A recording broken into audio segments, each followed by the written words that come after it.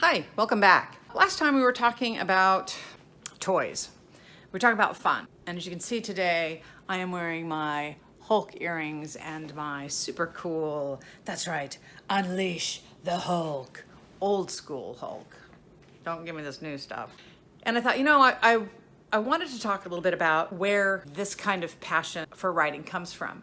Because for me, my happy place is still reading comic books. And I just love the visuals of it. I love the storyline. And as you get older, when you start to kind of examine who are the characters that you were most enamored with, it says a lot about who you are. And it's a really great dinner conversation to have with people. You know, if a superhero represented you, who would it be? And it's funny because I have Storm on one hand, which is on one arm, and yet my bathroom is all Incredible Hulk, which you might get to see someday. Not many people know this. When I was 16, I had a Hulk coloring book, and I went to every class that I would sit in because I was bored, and I would color that coloring book. My green crayon, which I still have 42 years later, is this big. I loved the whole character of Hulk. Oh, look, we have a visitor.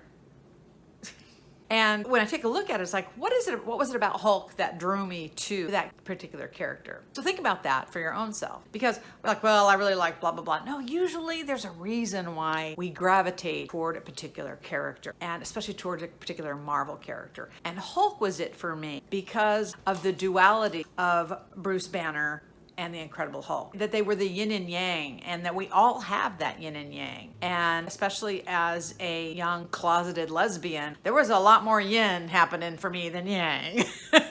But that's a huge part. So when I was showing you my tattoo, it's not just about the tattoo, because Storm has a completely different thing for me. She was the first female leader of any Marvel superhero group. And I think that's fascinating. We have an African woman who is the first leader of one of the most popular at the time and powerful superhero groups. And that resonated with me. And she wasn't perfect. She had claustrophobia, and she was a thief in another life. Again, that yin and that yang. So today's challenge for you is to have that conversation with people, or to have that conversation with yourself.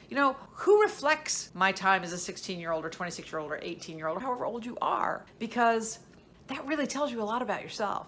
And it's a great conversation to have with a bunch of your friends. Not who you would want to be. That's a different story. This is who did you or do you gravitate to? And it can even be literary characters. Who are some of the literary characters in your world that you're like, yeah, bam. Is it Harry Potter? Is it Clive Cussler's character, Dirk Pitt? Who is it?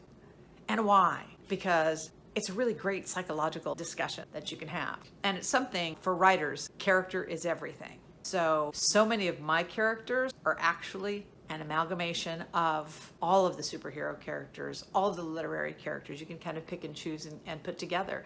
It's like Build-A-Bear, build a character. And that's what we do. And the more experiences you have, and the more people you meet, and the more that you get your mind going with the different types of characters out there, the more texture and layers that your character will have when you create them.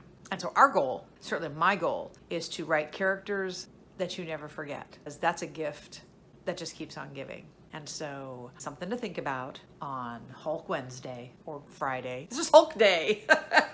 You want to see my bathroom, don't you? Have a great day. Come on back. We'll see you later. This is my world. This is my big chair that I'm going to be sitting in to chat with you. This is where some of the magic happens, because where most of the magic happens is right here. Long hand with a fountain pen.